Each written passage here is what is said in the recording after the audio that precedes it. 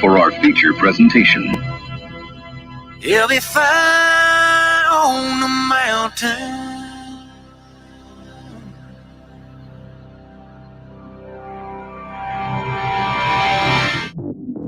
JB and Darren on the JB and Goldwater Show. Line drive right field, base hit. South Carolina wins the College World Series. Watson, touchdown! Hunter Renfrow. He got him, and it's all over. Coastal Carolina rules the roost. They win the championship. And South Carolina has won the national championship. The Sentinel baseball team has done it again, but this time the Bulldogs beat one of the top teams in the country. They are giant killers. Get the ball to Bennett. He does.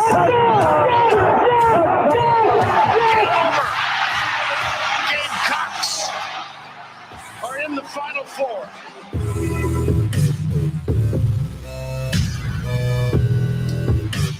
All right, greetings and a good Tuesday afternoon, and welcome aboard the JB and Goldwater Show, live, loud, and online, and driven by our friends and yours at Stokes Volkswagen. Find them at stokesvw.com. Find us on the JB and Goldwater app. That's free. You can download it into your phone and watch and listen to our program in its entirety daily until 2 p.m. You can also head to the website, jbandgoldwatershow.com. If you're watching, look to the right of your screen. That is Darren Goldwater. To the left, that's me, Jamie. We're here until 2, as I just mentioned a moment ago, and across all social media platforms. Follow us there at JB and Goldwater on Twitter, at Sports Radio JB, at Darren Goldwater, and then type in JB and Goldwater to Facebook and everywhere else, and you'll be able to find us and follow along with what we do daily around here on our show. Speaking of our show, it's a busy one today, Darren. We have Mike Wilson in just under 10 minutes, Mike with the Knoxville News Sentinel, and he's going to get us updated on what is going on Rocky Top, where it's been quite rocky for about 13 years. And he'll give us an update on the Pruitt situation, the Fulmer situation, maybe some early candidates to take a peek at. We're going to talk about what Dan Patrick said just a little while ago here in just a moment, as well as it pertains to the Tennessee Vols coaching problems and recruiting issues, apparently. Derek Scott at 12:30, the voice of the Gamecocks. He'll jump in and join us. Carolina's got a big one tonight against Missouri in Columbia, Como, as they call it, not Columbia, South Carolina, trying to get back on track with winning ways. Of course, lost this weekend to LSU on Saturday night. At 1 o'clock, Mike Morgan from ESPN and the SEC Network. He'll jump in and join us. A lot to get to in hoops with him as well. We'll talk about the Carolina football situation, get his take on what's going on in Knoxville, Tennessee as well, and much, much more. And then Gene Sapakoff at 1:30. So we won't have much time to breathe around here over the next, what is set to be now, an hour and 57 minutes. Plus, we've got some NFL stuff to get to and some other hoops things and stuff like that. Citadel lost last night to UNC Greensboro, and they're now 1-3 in the SoCon after a pretty good start. So that's kind of where we'll lead off today, Darren. But the news from Rocky Top just continues to get worse and worse. And now Dan Patrick, he's got sources, and his sources have left some interesting details on the table from this morning. Good afternoon. Good afternoon. Yeah, interesting details to the point of what Dan Patrick was saying was Tennessee was getting sloppy. He dropped something else in there quite casually and moved along about Georgia as well, saying he's heard that Georgia is getting sloppy in recruiting, but nothing's happened to them. No one's looking at them quite yet. But this was him saying Tennessee recruits were getting McDonald's to-go bags with money in it. Big Mac and cash. Oh, man. Yeah, that would be the new Happy Meal. That would a Happy Meal indeed. That would be considered sloppy to me, certainly, if there's truth in that. And I don't second guess that Dan Patrick would say anything like that on his show unless he had a source that he legitimately trusted with that information. And it appears at this point in time that they are looking at some serious allegations and some serious violations up there in the Volunteer State. And it does look like much of this is going to land on the shoulders of Jeremy Pruitt. And we'll see who's next. Jeremy Pruitt did respond. I'm not sure if any of you have heard his response, but he's not going to go down without a fight. And I'm actually going to read this. Now, this is from his attorney yesterday, Jeremy Pruitt's attorney, releasing this to to the public. Almost immediately after the press conference. Literally almost Yeah. immediately. If you're listening or if you're watching, turn the volume up because you're going to hear some very interesting details here. Quote, this afternoon, Coach Pruitt learned that Tennessee was terminating his employment for cause. He is extremely disappointed with the decision, the public announcement of which was made prior to any substantive opportunity to respond before the appropriate decision makers. We believe the decision to be the culmination of an orchestrated effort to renege on contractual promises made to Coach Pruitt upon his hiring in 2017 and reiterated less than 5 months ago when he signed that new deal is what they're referencing here. While the limited portions of the university's self-initiated investigation shared with Coach Pruitt provide some evidence of violations committed by off-field staff, Chancellor Dondi Plowman personally confirmed during an in-person meeting with Coach Pruitt this morning that, number one, the university's investigation had yet to have been completed. Number two, the chancellor had not yet read Coach Pruitt's NCAA interview transcript. And three, there was no evidence that Coach Pruitt was either actively involved in any alleged violations or knew they were occurring. She further confirmed to Coach Pruitt, she confirmed to him that no employment decision had been made. Less than 3 hours later, however, Coach Pruitt was emailed a 5-page, single-spaced letter of termination, the contents of which were immediately leaked to the public. The timing of the university's actions and decision appear to be preordained and more about financial convenience, essentially not having to pay the buyout, and expediency than a fair and complete factual determination by the university. Moreover, it seems clear the recent leaks to the press are indicative of an interest to steer the narrative in a way that is desirable to the university to justify a decision likely made weeks ago. What they're saying there is you knew you wanted to fire him. You couldn't fire him without having to pay him. And so this is what you've come up with. And to conclude Jeremy Pruitt's statement, he finished with this.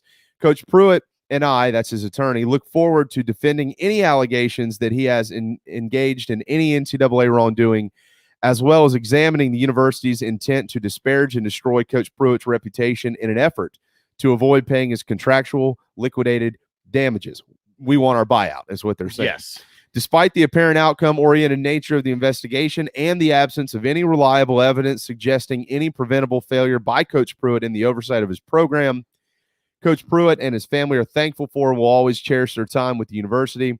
In addition to having made lifelong friends in Knoxville, Coach Pruitt is most thankful and appreciative of the outstanding young men he was able to coach and mentor. He wishes those student-athletes and the remarkable fans that support them nothing but success, period, the end. So what Jeremy Pruitt is saying, you wanted to fire me a while back because you didn't like the results that we had as a football team. You figured out a way to do it by bringing in attorneys, and now you're not going to pay me, and I ain't going down without a fight because I want my money. That's what he's saying. This thing is going to get ugly. I mean, it's already been quite a couple of years in Knoxville. This whole process is about to get ugly, and there's a lot to unpack from the press conference yesterday. I was watching it, and at first my reaction was jaw-dropping. I mean, just watching the chancellor roll her bus backwards and forwards over her own school, just throwing everything and everyone. I mean, Tennessee comes out of this looking awful. Yeah. But did they do it purely in an effort to smear the name of Jeremy Pruitt in order to get out of this contract? If this is true with the McDonald's bags, now tying this into it, then you can see why suddenly Phil Fulmer decided it was in his best interest to retire so the next AD could make the hire. Because if this is going on under your watch where you're giving recruits money in McDonald's bags, the AD isn't going to look very good in this either. No. So this is all tied together. And my question is, how bad is it actually? What's the damage done to Tennessee because of that press conference? And how much, when the NCAA is finished, how much of what was said in the press conference is then relayed into the punishment given down by the NCAA, or can they still get out of this? I mean, can it just be, oops, sorry, we were wrong in the press conference? Right. It was strange. It was a wild hour or so of captivating TV, watching them admit, or at least claim, that their recruiting has been all illegal, while at the same time Fulmer saying it's going well. just the whole thing was strange. 9 total names were mentioned that have been let go from the program or fired from the Tennessee football program. 9 of them. And what is also interesting to watch as we move forward is how many more will be involved in this. Could they be connected to it? Some of these assistant coaches that have been with the program for the last few years are going to be looking for different jobs. They'll be hired in different capacities to go coach or do something somewhere else. How much of this will stay tied to them? Keep in mind, Drew Hughes left Knoxville, came to South Carolina for a year. Now he's gone to Texas. Was this going on during his tenure and things like that? I mean, there's just really a lot to tie in here. And this guy is the only guy who could probably do it for us in South Carolina. Mike Wilson with the Knoxville News Sentinel. He's getting to know me, and I know he knows Darren. He's getting to know me a little bit better because we're speaking more frequently here with what has been up on Rocky Top. It has been a whole different meaning of Rocky Top for the last decade plus, Mike, and this makes it no different. Good afternoon, my friend. I'm sure you haven't gotten much sleep. What is sleep? I can't even spell that at this point, I don't think. Yeah. This is – look, there. We could start in a lot of different ways with this conversation.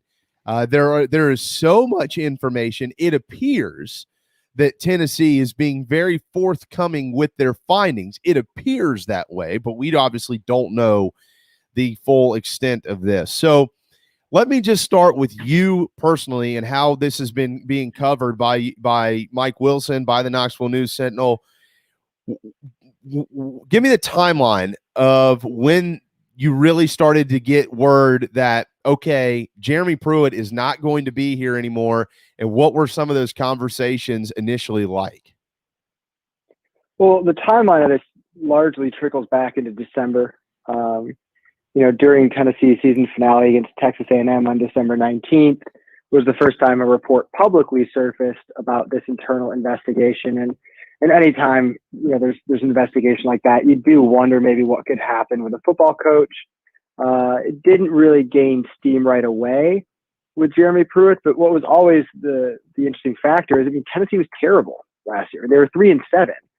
So of course that kind of lent to, all right, well, is Jeremy Pruitt going to be back based solely on the on-field performance? But then on the other side, once this comes into play, that certainly heated up those discussions. And I think throughout the course of the last month or so, it's just been so unsettled that it's been more and more likely for probably 3 weeks that he would be fired. But then in the last week, it was kind of like, all right, well, if you're going to do it, you kind of got to do it now, or else you've waited too long. And well, here we are. Yesterday, they did do it. Last week, speaking of within the last week, Kevin Steele was hired. Who hired him at Tennessee? His contract was signed by both AD Philip Fulmer and Chancellor Donde Plowman. So he was hired. Both those sides signed off on it. And that was a notable thing, too, because what's kind of seemed to be the case out here with all of this is Philip Fulmer seemed to be in the camp of keeping Jeremy Pruitt for at least a while. You look back to kind of a vote of confidence of sorts he was given during the season on a radio show. And then he kind of gave another one when they made the Liberty Bowl, saying the bowl will be a great launching pad kind of thing for Jeremy Pruitt and the Vols. So he kind of indicated that he felt like Jeremy Pruitt would still be the coach, but the expectation seemed to be also that maybe there were other people at UT who had different opinions, one of whom might have been Donde Plowman, the chancellor. So both of them signed that contract. And it's funny, I was thinking about that earlier. They did both sign it, but who knows if they signed it for the same reason. It's entirely possible that Philip Fulmer signed it with the intention of Kevin Steele being a defensive assistant on Jeremy Pruitt's staff, and Donde Plowman signed it with the intention of, well, that's a good interim coach if we do indeed fire Jeremy Pruitt. Well, and we're certainly going to come back to potential coaches down the road and things like that here in just a few moments, but we want to try to piece all this together as much as we can at this point in time. The additional news yesterday, obviously, that which was equally as wild, I would call it, as the firing of Jeremy Pruitt, was that Phil Fulmer is going to be retiring. Is Phil Fulmer retiring, in your opinion, or if you have information on this, that would be even better? Is Phil Fulmer retiring because Phil Fulmer wants to retire, or is somebody in Knoxville forcing Phil Fulmer to retire?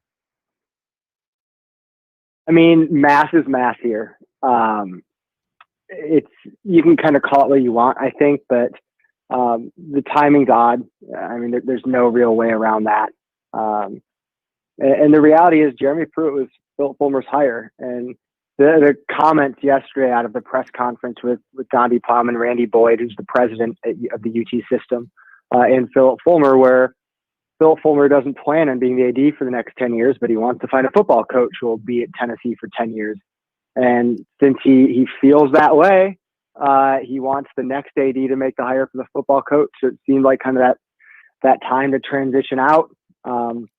It is odd. I mean, given that Philip Fulmer got a contract extension in May, I believe it was, that extends him through 2023. I mean, I don't think many people are going to push Philip Fulmer on whether this was a firing or whatever you want to call it. I think it's just kind of been accepted that this is a retirement. And to be fair, that's also probably a savvy play on the part of anyone at UT, because Philip Fulmer does have a very loyal following and base in Knoxville. So to not parade him out there in an unceremonial circumstance is smart. Probably smart. It's smart to keep it in a way where you didn't alienate people by axing Phil Fulmer for the second time. That's a great point. When you were watching the press conference yesterday, it sounded, I was watching on TV, it sounded like there may have been some people in that room. So maybe you were there, not just over Zoom. What was your impression as it started, and then as the thing is moving through? I mean, you don't see a chancellor of a school or the head of an organization anywhere go scorched earth over their own organization as hard as she did, and as hard as the entire press conference did. What was your impression of that, and maybe the overall point of why go publicly so hard after your own school? Yeah, so I wasn't there. It was one person per outlet. Okay. So my coworker Blake Topmeyer was over there, but was watching it, and it's kind of interesting. This is another thing I thought yesterday. The two most bizarre press conferences I have seen in my career. One was when Philip Fulmer was hired as the athletic director, because that John Curry was suspended, fired, whatever you want to call it, 3 hours before that or so, 6 hours, I don't know, whatever it was, but same day. And then there was this weird celebratory press conference for Philip Fulmer, as if a man hadn't just lost his job a few hours earlier.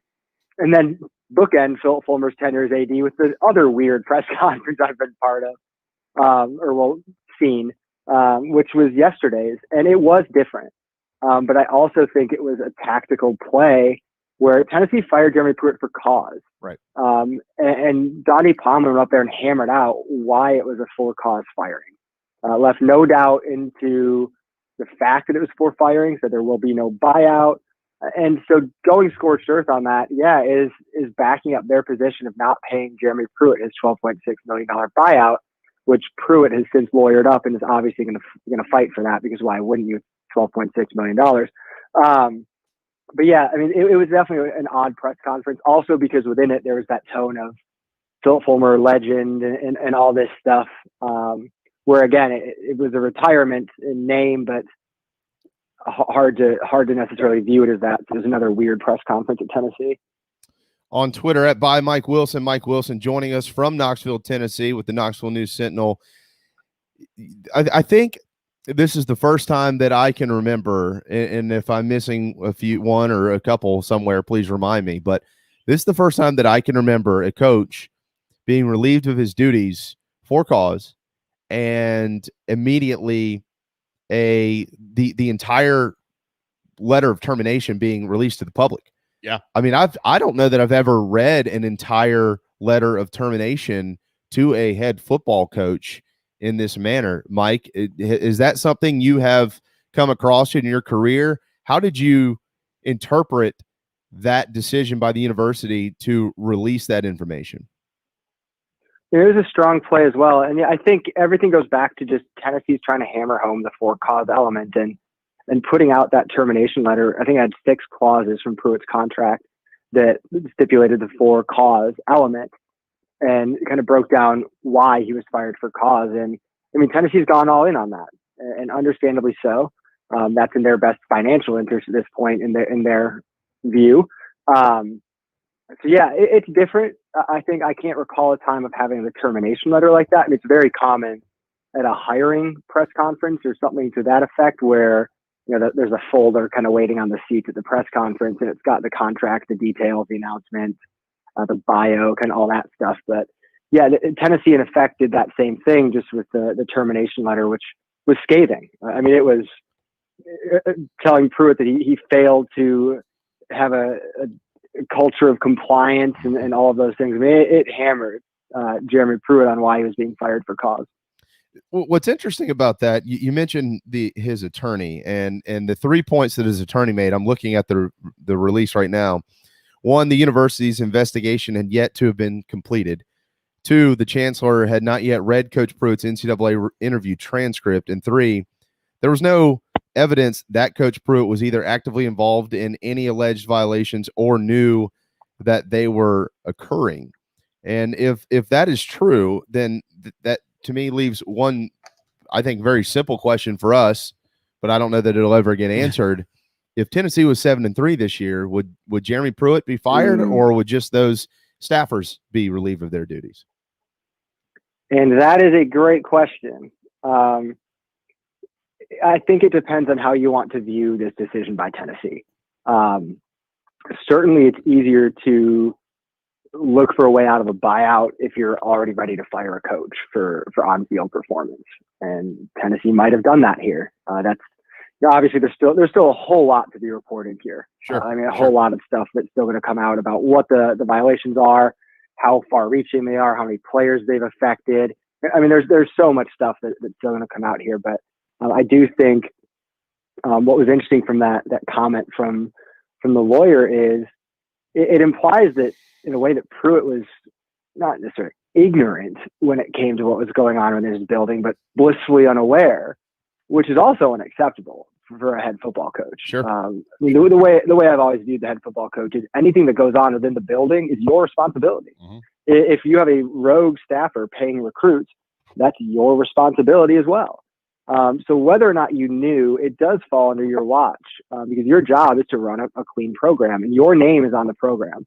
Brian Niedermeyer and Shelton Felton's names are not on the Tennessee program. It's Jeremy Pruitt. So if anything kind of occurred there, that is on your watch. Whether you committed the violation yourself or not, it does reflect back on you. So there was an interesting comment from the lawyer to suggest that, but my viewpoint, which obviously isn't legal or legalese, is just that, yeah, I mean, a football coach, the head coach, is to blame for what goes on their watch. Yeah, you're right. And to your point that you made about the university, with releasing the termination letter and trying to play the strong hand and all of this to be able to get out of having to pay a buyout. Obviously, the flip side of this is, as it appears in this statement with attorney Michael Lyons speaking on behalf of Jeremy Pruitt, they're trying to play a strong hand as well. And the comment of, look, she confirmed to Coach Pruitt no employment decision was made, and then 3 hours later we had a 5-page single-space letter of termination, basically implying, look, this thing was done. They decided this. He even went on to say further down there that it looks like this decision was made weeks ago, and they just did not know how to actually force the decision to not be on the hook for $12 million. So this has been looked at. These attorneys as well. They've been here. They've been going through this. They've been trying to formulate, it appears, a game plan. At least that's the way Michael Lyons and Jeremy Pruitt are trying to make this look. And so, all right, where do you see this ending up? Before we get to real quick to the search, we only have a few minutes left here. But before we get to the search itself, what do you see the next steps in this process between both parties? Yeah, I mean, all that stuff about the statement is really important. And I think, I mean, not that I'm making a decision here, but what the lawyer said is believable as some of what might have shaken out here. That it was, I use the words preordained, orchestrated effort, all this and that, which certainly gives Tennessee a lot of credit as well for what's going on here. But it's also conceivable. I mean, I don't think the lawyer's saying anything that you can read and say that could not be possible. So obviously it's going to probably be a wrongful termination lawsuit, which is understandable. Jeremy Pruitt trying to get at least a settlement, if not his full buyout, which to me, with this whole situation, if I was Tennessee, I probably would have shot for a settlement from the start. They clearly didn't want to pay him a cent wanted to go for the for-cause firing, but I thought it would have been smart to settle for a $5 million settlement or something, save yourself the legal fees on the back end and the headache, all the trouble. So be it. The interesting thing moving forward here, though, outside of the Jeremy Pruitt Tennessee element, is how much effect does the NCAA stuff have on its ability to hire a head coach? Yep. They're going to hire an AD first, is the comment from Donnie Plowman and Randy Boyd.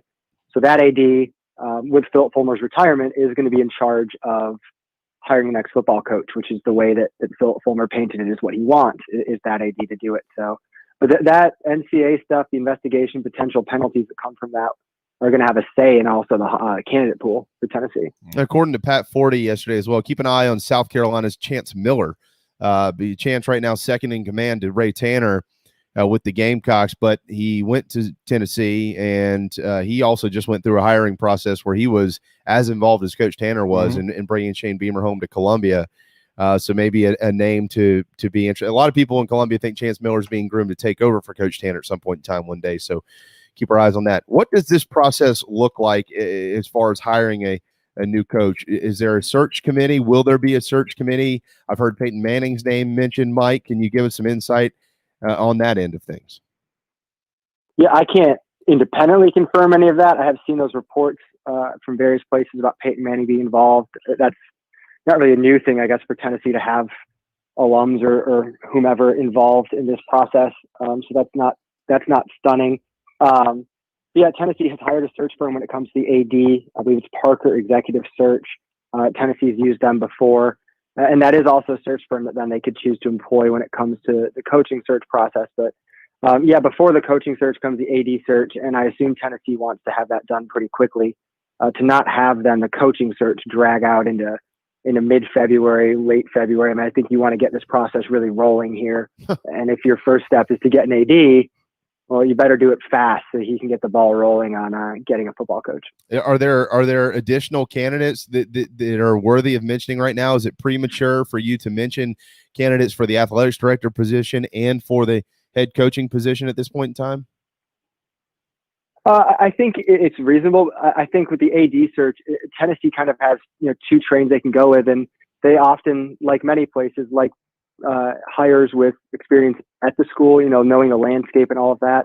And if that is the route Tennessee goes with, then a guy like John Gilbert, who's at ECU, Gerald Harrison, Austin P, Mark Ingram at UAB, like those are some guys. And Donnie Plowman did indicate yesterday that she wants someone with experience, someone who's made hires and gets it, but she didn't mention having ties to Tennessee. And whether that was an intentional omission, an accidental omission, I don't know.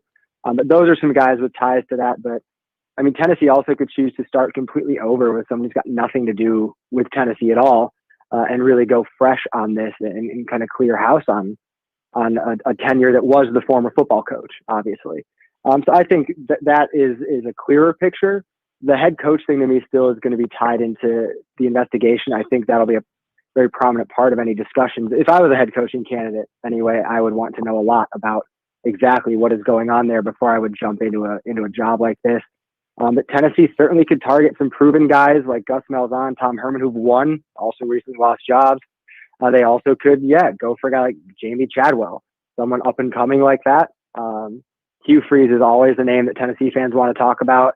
I don't think when your chancellor comes out and says, we're going to run a program with integrity, that you're going to turn around and run straight to Hugh Freeze. So there's a lot of names out there. I think our hot board yesterday had 14 names that we put out there as potential for Tennessee. Wow. It's got to be fair to say that with this process that's been going on since, as you said, it got started sometime in December, who knows when it really heated up, Tennessee probably has an idea of not just who their AD is going to be, but who they're targeting as their coach. I mean, they didn't make this move without having some sort of knowledge in the bag, if you will. Sorry for the pun. That they know what's coming. That they know what's coming on the back end of this. Yeah, and I think that's the case anytime you see a move like this, that there's already a plan in place, or at least a small candidate pool that's already been vetted. It's a little bit reckless to just make a decision and not have any knowledge of this. And yeah, this investigation, Donnie Plowman said it started on November 13th with a tip from a credible source. So this has been ongoing. And the investigation itself, since the first report of it on December 19th. It's been a month since then. So it's been a long process. So if Tennessee's had any serious intentions of firing Jeremy Pruitt, which it seemed to have had, then they've probably vetted someone in the back end, and they do have an idea of where they're going to go with it. And the rest of the SEC East is hoping Georgia gets brought into this in some way, shape, or form as well. At least I can tell you the folks in Gainesville and Columbia and Lexington. DP alluded to it. It was his words. They're out there going, hey, somebody snitch on the dogs too. Who was this guy? All right. Well, here's the good news. More than likely, Billy Napier is going to tell you you don't have enough resources for him to build a program up there. So, good luck with that one. Nobody apparently has enough resources for Billy Napier to build a program around. Too many hurdles. Yeah. I guess it depends on who's reporting what and who's talking to who. I mean, you bring in $150 million a year in an athletics department. Not enough money for Billy Napier. He's whatever. We'll let you run on that note. We will keep an eye on things. I'm sure we'll probably reach out again at some point in time in the future, Mike, but try to get some rest if you can. Thank you so much for another wonderful conversation today. I know it's rocky up there on Rocky Top, but we know to keep our eyes on you. We'll get the truth, certainly. So thanks so much. Yeah, thanks, guys, for having me on. Always. By Mike Wilson on Twitter. All right. It is time for a timeout. When we return to Columbia, we go. The voice of Gamecock basketball and baseball, Derek Scott, set to join us right here on the JB and Goldwater Show, protected by McFadden Pest Control. Is your old car really scary? Does it look dreadful or smell awful? Don't be frightened. There's never been a better time to trade in your spooky old car. Stokes Volkswagen just received a new shipment of the VW Atlas and VW Crossport. But here's what makes that even sweeter. Every new Atlas and Crossport is $3,000 off MSRP. Plus, every 2020 Volkswagen is available with 0% financing. That's right. You get both the huge discount and 0% financing. So if you want to play trick or treat at other dealerships, that's okay. Come see us at Stokes Volkswagen on Ashley Phosphate or visit StokesVW.com. Peace and love at Stokes VW. Plus tax tag includes $399.50 closing fee. Offer subject to lender approval. Expires month end. What's up, everyone? JB here. Want to tell you about my friends at McFadden Pest Control, as we do every day on our program. I love these guys. They've been in business over 40 years, and they treat our family like they've only been around for 4 days. Always doing their best work, trying to earn our business, although they know that they'll always have it. Heath and the guys take care of our quarterly, our mosquitoes, termite bonds, anything we can get them to do, they do it. They're the best. They're friends. Heath even often texts me and just asks to see how my family's doing. It's amazing. I can't say enough about McFadden Pest Control. Switch to them. You'll never have anyone else protect your home. McFaddenPestControl.com, McFaddenPestControl.com here in the Low Country. Family Bingo Night is back. All 3 Dog and Duck locations. Every Monday from 6 to 8 is the perfect time to bring the kids, have dinner, and play bingo. They've upped the prizes with retail store gift cards, gas cards, in-house cash cards, and kid-friendly gift cards like Nintendo, pizza, App Store, and more. Thanks for supporting local businesses like the Dog and Duck in Bell Hall, Park West, and on Clements Ferry Road. Hey everybody, what's going on? This is singer-songwriter Patrick Davis, and I might live in Nashville, but whenever I want to keep up with the South Carolina Gamecocks or even the Clemson Tigers, I can still tune in to JB and Goldwater because they are always live, loud, and online. And I sing hallelujah, I do believe it's happening. We're almost. All right, 12:33. Welcome back. Tuesday afternoon, January the 19th. It is JB and Goldwater Show, driven by Stokes Volkswagen. If you're watching to the right of the screen, that's Darren, and I'm Jamie. We're here for another hour and a half. And we're going to be busy, busy, busy. Thanks to Mike Wilson for the Knoxville News Sentinel in that last conversation. And now to Columbia we go. Just back down. You take 40 east, 26 east. No, yeah. 40 You gotta go east, yeah. Yeah. 40 east, 26 east, and then you land in Columbia. That's where you find the voice of Carolina basketball and baseball, and he's about to be a busy man starting next month, Mr. Derek Scott. Hey, man. Hey, guys. What's going on? Not that you're not busy now, but you know what I mean. Just the baseball to basketball back and forth ordeals coming your way soon. Yeah, 2 jobs becomes 3 jobs at that point in time. So, yeah, we all look forward, and then at the same time look with a little bit of trepidation to that February 15th date that we know is coming fast. Well, hopefully, Derek, both teams are playing well, and then it makes it a lot of fun. You don't really care if you don't sleep because you're winning every time you go out there. That is a true statement. There's absolutely no exaggeration to it at all. Winning energizes everybody, and certainly expectations for the baseball program have me excited. And I certainly believe, what we've seen from basketball when they've had a chance to be on the court for more than 10 minutes together does the same thing. I agree. My friend. We're going to start with hoops. South Carolina lost, of course, to LSU on Saturday. Tonight, you'll call the game. I'm assuming you're calling the game tonight from Columbia, South Carolina, not Columbia, Missouri. That is correct. The SEC mandates that there is no travel allowed by school radio crews. Huh. Didn't realize that was an SEC mandate. I didn't either. Oh, yeah. If it was a school decision, I'd be there. USC has been great about looking out for their announcers and including them in the testing protocol. I'm in there with the kids 3 times a week. I go as often as the coaches do, so they don't have to worry about whether or not I'm, okay to be around them. But that has not been something that has been undertaken consistently across the league. School to school is very different. And so the league finally just said, hey, we can't have these inconsistencies of who's safe to be, on the court, around the court, in the bubble, and who's not. So we're just going to have to make a uniform decision and say you're all out. So, oh, well, I'm sorry. I know it's a challenge. It presents another challenge in these times that you don't want to have to deal with. So you won't be there. Frank Martin will be there. He wasn't there on Saturday night down in Baton Rouge. Bruce was coaching that. We did have JR on the show with us on Friday, and he gave us some great insight into the program and what they've been dealing with. And look, Derek, a loss is a loss. I get it. There's I'm not a moral victory guy in any way, shape, or form. But I thought for the most part, until they just went cold down the stretch, this team, for not playing a whole lot lately, played pretty darn well against LSU. Maybe one of the 2 or 3 best teams in the league. I'm absolutely with you. We had no idea what to expect. Such little practice time leading into that game. And yet they jumped on LSU right out of the gate and played about as well as they could for 30 minutes. Ran out of gas. You could see the legs were not there late. And yet at the same time, couple breaks here or there in that game, still it could easily have ended up in the win column. And I can tell you, I'm overly absorbed at times with officiating, but just talking to guys on that staff, they were beside themselves at the whistle they got. And another head coach in the league, who shall remain nameless in this moment, who had no dog in the fight, actually called Frank after he watched some film and said, what'd you guys do to deserve that? I mean, it was just that blatant.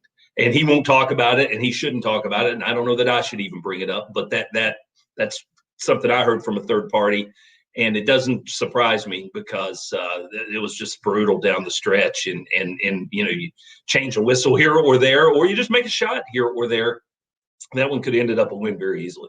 Yeah, certainly. I mean, and I'm with you. Not placing all the blame on the officials. They weren't any good. To the credit of Bruce Shingler in South Carolina. Let me get my dig in here real quick.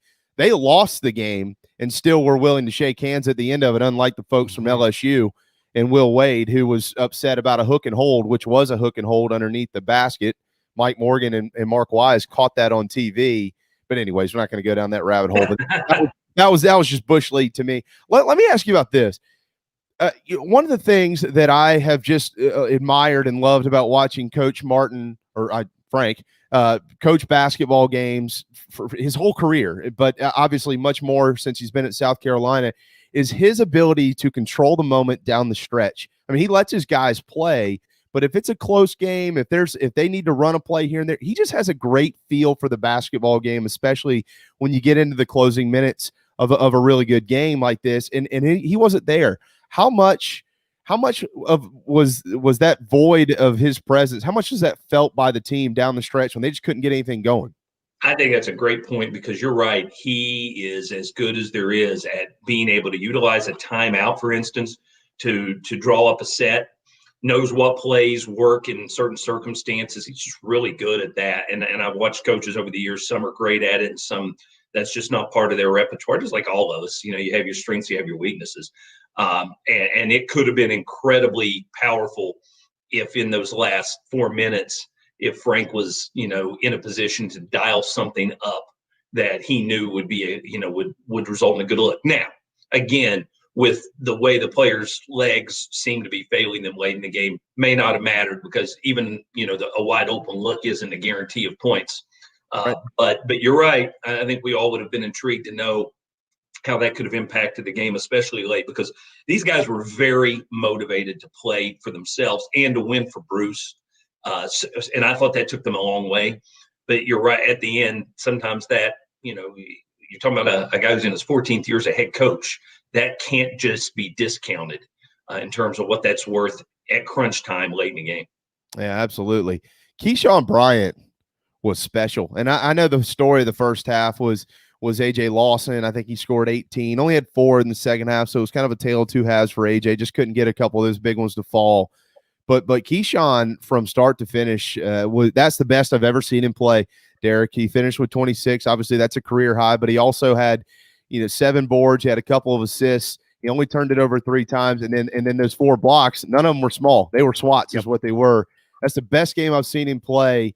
And Keyshawn hasn't been able to play consistently throughout the year. What have you been seeing out of him in practice that has gotten him to this moment? What do you expect moving forward? Well, it's funny because when he's consistently in the lineup, he shows you this ability. If you remember the end of last season, the last 5 games of last season, Key was basically a double-double guy. He averaged 15.5 points, 9.5 rebounds during those last 5 games. He was shooting over 50% from the field. He was going out and grabbing nearly 3 offensive rebounds a game. He was playing just as loudly at the end of the season last year, but then we just ran out of games because of COVID shutting things down. So I'm not surprised to see him picking things up. Frank had talked about how good he was in preseason, just tremendous preseason. And then again, he gets taken away for a while. So on the one hand, sure, whenever you see somebody explode for 26 and 7 and 4 block shots, that's eye-popping. But it's certainly not, overly stunning that he's capable of jumping up and having a big game.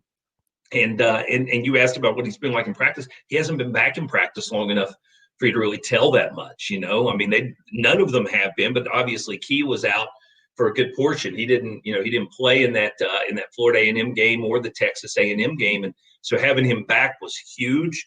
But we just haven't seen enough of him yet to really know if he can start stacking up these sorts of performances, even if not to that extreme, at least really strong performances on a night-to-night basis.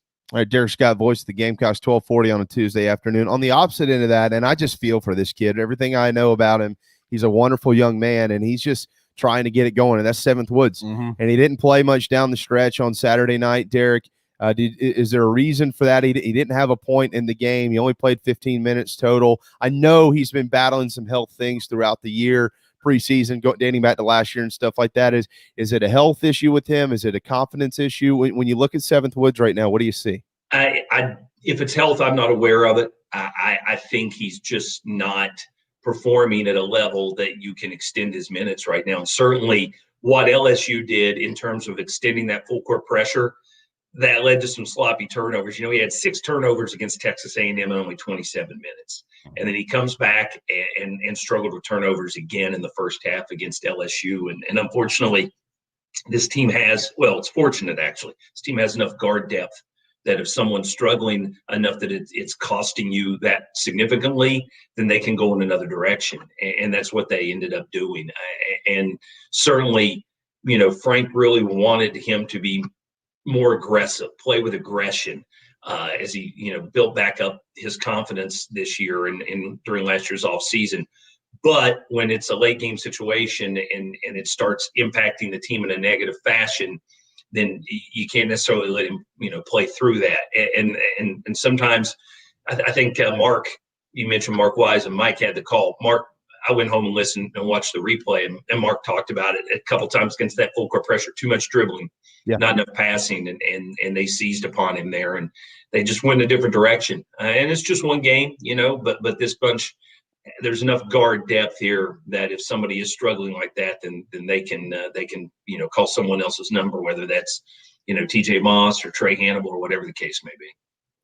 All right, Derek. Tonight they're going to have Missouri 7:00 tip time. That's 7:00 our time. Of course, you'll have it on the Gamecock Radio Network, and do what I do. Everybody, you mute the TV. Well, hold on now. I didn't mute the TV the whole way on Saturday night because I had Mike. I was telling Darren yesterday. Last week was a long week for me, and I had a couple bourbons. And so I sat down and I had the radio right next to me, and I'd go 5 minutes, well, basically to every timeout. So I'd have you till one timeout, and then I'd have Mike Morgan, then I'd have you. It was poetic stuff. I tweeted you that, and it really was. Even with the loss, it was great to have these two just amazing voices who know what the hell they're talking about calling a game. It matters. It matters. Trust me. It matters that the play-by-play guy and the analyst is good. That's right.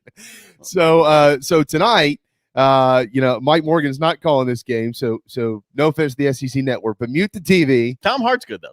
Yeah, Derek. Yeah. Hey guys, Tommy's one of my favorites, so you're not going to hurt my feelings by saying something like that. No, I'm not. I'm just going to mute Tom tonight. I've got plenty to listen to Tom. He'll talk too much about Como anyway. That's his alma mater. I don't want to listen to any of this Como stuff. Well, and he's calling games from home too, right? Oh yeah. Most everyone is. So. Yeah, I know Mike's been. So 7:00 tonight to the game. Different type of game here, Derek. Take us into this one. I mean, LSU, you knew they could score. Missouri can score too, but they're really good defensively. What are you anticipating seeing? It is like looking in a mirror for South Carolina and Missouri to some degree, and that's not surprising. In that Conzo Martin and Frank Martin. Frank refers to him as his brother from another mother, and they have very similar philosophies. And a lot of it starts at the defensive end. I mean, when you look at a scouting report, it's great how they can break down the percentage of possessions a team plays man-to-man versus zone. You don't need that with Conzo. I looked at it last night, but it was exactly what I expected. 100% man-to-man. He does not ever want to put his guys in a zone. And he is the most experienced team in the SEC this year. I mean, they brought back the top 7 scorers from a year ago. And then they added a graduate transfer to give them a little depth at point guard. And they, just like most teams, when you have that much experience, they take a step forward. You got all these upperclassmen, guys who are playing like, maybe they haven't in the past or like they'd show a glimpse of in the past. And it's paid off. So here they are, 19th in the country, according to the AP, 24th in the net rankings. And I think I tweeted last night, maybe 5 schools that have as many quad 1 wins in the country this year as Missouri. I mean, they're legit. And it starts at the defensive end. They're better offensively than they were the last couple of years, but not overwhelmingly so. It's still a team that gets it done based on defense. I think they're 14th nationally right now in effective field goal percentage. And it's really built upon the fact that it's so hard to hit threes. And, so many offenses are heavily reliant on threes. Opponents are only hitting like 27% from three-point territory. Now, the downside for Missouri is that's all they're hitting too. 27.3% is the offense and the defense for them in three-point territory. So South Carolina, if AJ is going to be a factor, he may need to start by slashing to the basket and see if that opens up some opportunities for him, because it's just not as easy to get clean looks against this Missouri defense, that's for sure. And they're coming off a 16-point win against A&M on the road in College Station. Of course, that's the lone win in the SEC for South Carolina as well. Who guards Jeremiah Tillman, and how do you guard this guy? He's a walking double-double.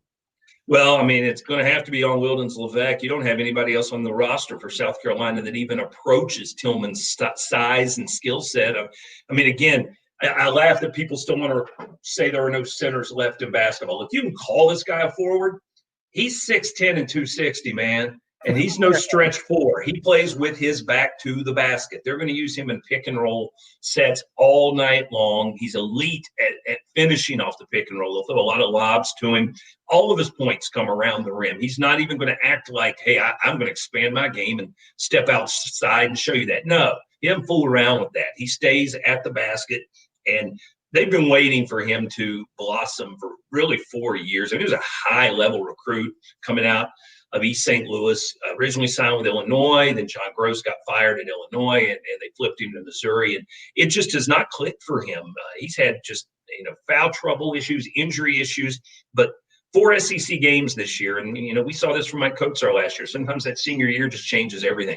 4 SEC games this year, 16-8 are the averages, and he's hitting 74% of his field goals. So again, it's all point blank stuff, and he is staying out of foul trouble. That's probably the thing that jumps out to me the most is when you look at his fouls. I don't even think he's averaging more than 3 a game, and that's just not like he's been in the past. He's always struggled with foul trouble. If they're getting 30 minutes a night out of him, I know they're just overjoyed at that. So yeah, he will be a handful, but Wildens has really taken some strides so far this year, and they'll need him to really defend without fouling tonight because you just don't have much size behind him right now. I'm thinking the roster is going to look very much like it did on Saturday. I don't think we're going to see any additions or subtractions. So that means that it's going to be a smallish sort of group that they're going to have to play a lot of minutes. Yeah, that was my next question because I have just thoroughly enjoyed watching Jalen McCrary continue to get better, and now he's out. You mentioned that this team is kind of a spitting image of South Carolina. Is I guess Drew Smith still on the roster? I'm asking that question. That's like when people look at South Carolina and they go, "My God, AJ Lawson is still there." No, all the Smiths are still there, man. I got to deal with Mitchell Smith, Drew Smith, and Mark Smith, and they'll all play together a lot, and it is insane. Smith gives it up to Smith. There's a pick and roll with Smith. It is mind-boggling to think you got 3 Smiths who are all significant contributors, and now they're all seniors, so we'll be rid of the Smith trio after this season, but we got to deal with Mitchell, Drew, and Mark again tonight. You might have one of the. Do you remember the video from years ago? The sports anchor, he boom goes the dynamite. Oh, yeah. Is that your moment tonight? I really hope not. I mean, I called a game a million years ago with a team that had 1 or 2 players with the same name, first and last name. That was probably the low point for me. But at the same time, this is fun when you get Drew and Mark both in the backcourt together, and then they bring Mitchell off the bench and try and mix him into things. But to your point, Drew Smith's been around a while. He's a transfer from Evansville, 5th-year guy, really good. Konzo says he thinks he's the best 2-way player in the conference at the guard position. Wow. Because he's that good defensively, and he's certainly a solid offensive player. I mean, he's, averaging almost 12 a game, 3 assists, 3.5 rebounds, but he also is at the top of the league in steals. Just quick hands, takes charges, always seems to be picking up the number 1 offensive threat for the other team. So my question is tonight, does that mean he gets matched up with AJ? Certainly think so based on the way AJ's playing right now. But, let's face it, we all know Jermaine Couisnard is capable of big numbers as well. So I am real curious to see how they match up in their man-to-man, especially with who Drew Smith draws early on in this contest. Yeah, Jermaine needs to get going tonight. I know Jermaine's always there. He's always a presence. He didn't shoot it that well the other night. I think he'll need to tonight, certainly. And we'll see what happens. We'll leave the hoops behind us. Derek, go get him tonight, certainly on the call. We do want to quickly ask you about the baseball team. The D1 rankings out yesterday. Carolina in there, number 18, 9 SEC teams total. That's not a shocker at all. As a matter of fact, I'm kind of shocked there's not more, if anything. But I've known for some time, just in speaking over the last few months with Skylar, you're obviously around the program all the time. This is a different vibe going into this season internally, from what I understand. I know last year they were really kind of hoping to peak in April. The year before, they were really, really unsure about what they were going to get, just a little nervous as to how things were going to go. From what I hear, Derek, that's not the case going into the 2021 college baseball season in Columbia. They like their staff. They like the entire roster. They like the young guys, got a really good recruiting class. What have you been hearing around the program as they're set to get started here shortly? Yeah, well, I know this coming out of fall ball, the thing that I took away from any time I went to a scrimmage, and I went to a lot of them, was the competition you had at nearly every position. And I will just say, and I may have told you guys this before when we've talked, but even in the best of times under Ray Tanner, national championship teams, there weren't a lot of positions where you necessarily felt like there was a second option that could compete with your first option, unless that first option really wasn't a first option. And this team, more so than in a lot of years, I am seeing real equal competition and quality competition at a number of positions. And that's a great problem to have, is figuring out who you're going to put in the lineup and who you have to leave out of the lineup. That's what has me most encouraged, is even if there are injuries or someone is struggling, you're not just, in a world of hurt because of one player not being able to step up and fill that role. And so I'm really looking forward to seeing how it comes together. And of course, the problem is, or part of the reason this team depth is where it is because of what has happened with COVID and the change to the draft rules. And so therefore, there's a lot of teams that may be in the same circumstance in the league is what I'm driving at here. College baseball is going to be elite this year in terms of the amount of talent that is there, because so many fewer players left for the draft. You've added another recruiting class. You've kept a lot of kids who normally would not be there. And it's just going to make for such a high level of competition day to day, especially in the SEC. But yeah, just getting back to this team, really excited to see them get it started and start piecing things together and on this season. And hopefully we're going to see a full schedule released here in the very, very, very near future, so we can all start kind of, chewing on that a little bit. Yeah, that was my next question. That was my follow-up, is if Mark has mentioned anything. I know Clemson's got theirs out, so we know when the Tigers and the Gamecocks are scheduled to play. What will the protocols be for COVID testing? Have you heard that? I got to think. I don't know, but I got to think it will fall. I mean, since football and basketball have been identical, I got to think baseball probably falls into that same category where once you're in season, you start looking at 3 times a week. That's just a hunch and an assumption by me. But just looking at the consistency that football and basketball have had in that regard, I wouldn't imagine why baseball would be any different once they are in season.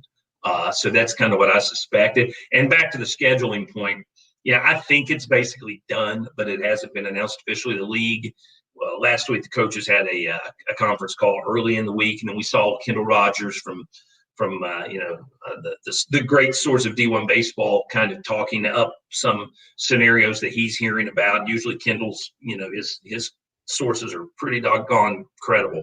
So it sounds like, at least what I saw from him, that they're going to, just stick with the status quo as far as what the schedule will look like. 3 weekend games, full SEC schedule, some non-conference mixed in there. And the other thing I've heard, and I don't know if this is factual, but I've heard that they may be looking very seriously just taking last year's conference schedule, which never got started, and just repeating it. So you'll play the same teams this year that you were supposed to play last year in the same venues. We'll see if that's true or not. That's just something that I've heard and would not necessarily take to the bank, but heard it from a pretty good source. Makes sense. And Makes it easy. Why not? It doesn't matter. Right. It doesn't matter what the SEC schedule is. It doesn't matter how it lays out. It doesn't matter what it is. It's going to be hard. So who cares? Yeah. Who cares what it is and where the teams are and where they fall and all that stuff? I'll tell you what, all the COVID juggling we've seen with football and basketball, you want to see some juggling?